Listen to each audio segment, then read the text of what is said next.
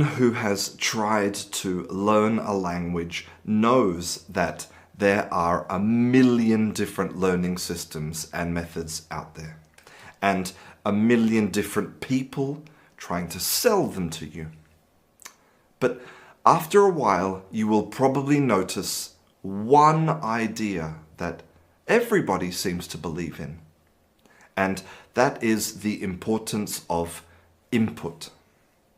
Sometimes entire learning programs are based only on providing input and on the idea that input is the only thing you need to learn a language.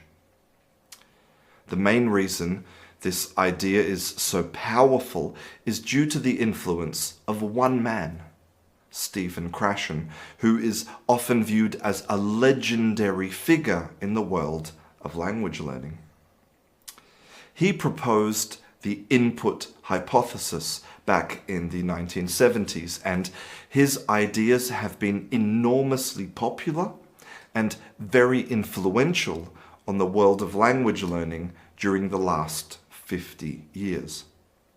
And in 2021, you will still find him repeating his now famous mantra that we acquire language in only one way: when we understand it.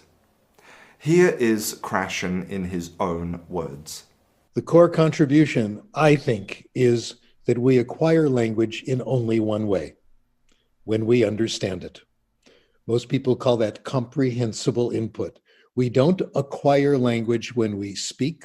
We don't acquire language when we study it. We don't acquire language when we memorize lists of verbs, etc., etc. We don't acquire language when we get corrected. All those things like grammar, vocabulary, are the result of getting comprehensible input. It sounds great, right? No speaking, no study, just input. It's the dream of any language learner. There's just one little problem with the input hypothesis. It's total. Now, I know this is dangerous ground because I am talking about a person that is highly respected, and his ideas are the foundation of a lot of language learning programs. But I truly believe in the principle of error correction, created by the great sociolinguist William Labov, who said that a person who becomes aware of an idea with important consequences that has errors has an obligation to talk about those errors with the widest possible audience. And because I think that the input hypothesis has errors and negatively affects millions of people trying to learn a language, I have an obligation to talk about it. So let's get specific. What exactly is the problem with the input hypothesis? The first problem is that the hypothesis can immediately be shown to be false by a specific but very common group of people called receptive bilinguals. They are people who have a highly proficient understanding of language, but they cannot speak or write it. This situation is really common among the children of immigrants. The family moves to a new country and the parents continue to speak the language of the old country, but the children will adopt the language of the new country. And in that situation, it's common that the children will be able to perfectly understand the language of their parents, but will have a varying ability to express themselves. Now, you cannot argue that these children are not receiving comprehensible input. And not only is it comprehensible, but it is meaningful. It is input from their own parents about their own life. Yet, some of these children cannot speak or write the language of their parents. And this is just one example of asymmetrical bilingualism.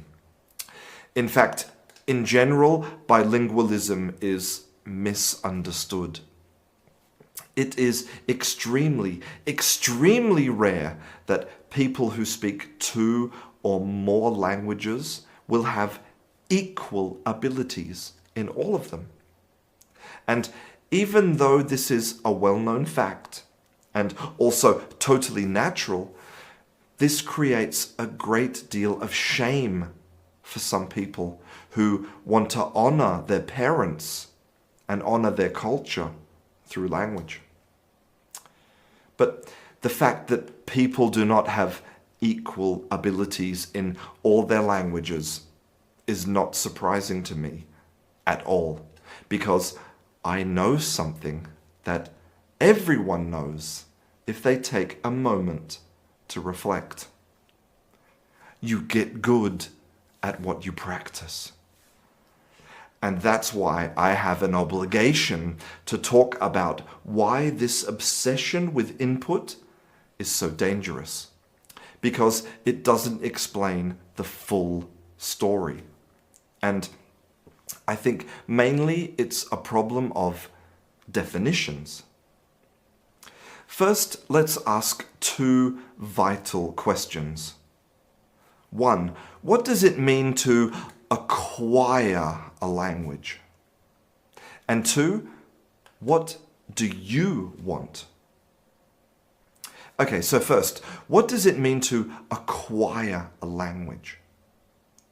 If you define language acquisition, if you define knowing a language as being able to comprehend it and process it and understand it, then I suppose that the input hypothesis is correct.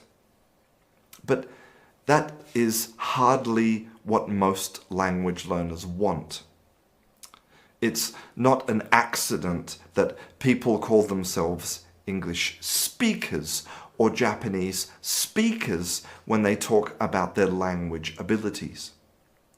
The ability to speak, of course, is quite valued and, in my experience, considered a fundamental skill. I wonder how many learners would believe in a teacher that says, "In my classroom, you will learn to acquire language, but not produce it." Let's do a thought experiment. So I sit down and I watch a video on YouTube from a surgeon that shows me how to perform brain surgery. I totally comprehend the video and everything that the surgeon does. Have I acquired the knowledge of this operation? If not, how many videos would I need to watch before I acquired the knowledge? Is that knowledge useful? And how many videos would I need to watch before you feel comfortable with me operating on your brain? But apart from that, think about how the idea of selling the importance of input discriminates against a majority of the world's languages. The fact is that most of the world's languages have never been written down, ever. But we have all become indoctrinated into the idea that recorded language is king.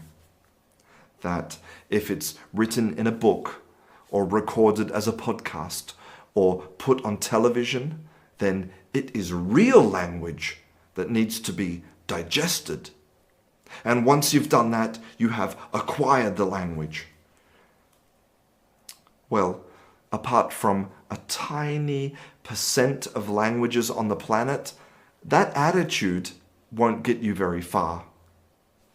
Apart from the fact that most languages produce hardly any output, so there is little or no input to digest, how will you ever use that language if you don't know how to speak it or write it? How do you think you will be accepted as a human being and a member of a community or a culture if you can't participate in the most fundamental of all human actions? Sharing. And maybe that's the part that upsets me most about the input hypothesis. It's not generous.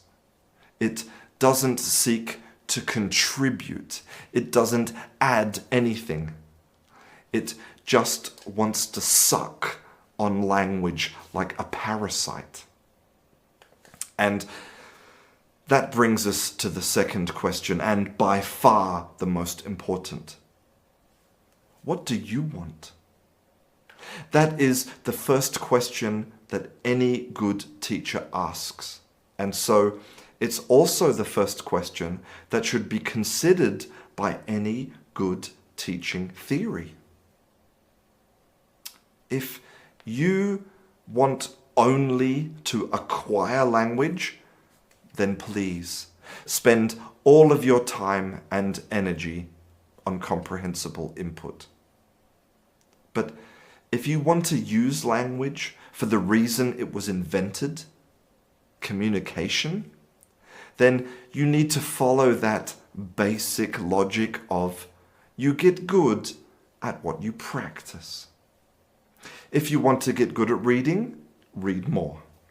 If you want to get good at speaking, speak more. If you want to get good at writing, write more.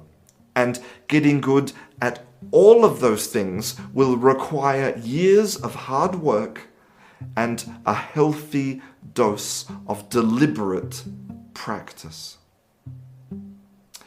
Please don't let the promises of false prophets and prophets rob you of the gift of language, which isn't about understanding language, but about understanding other people and understanding yourself and making a contribution to society. Because now, more than ever, the world needs to hear what you have to say. I'm Christian. This is Kangaroo.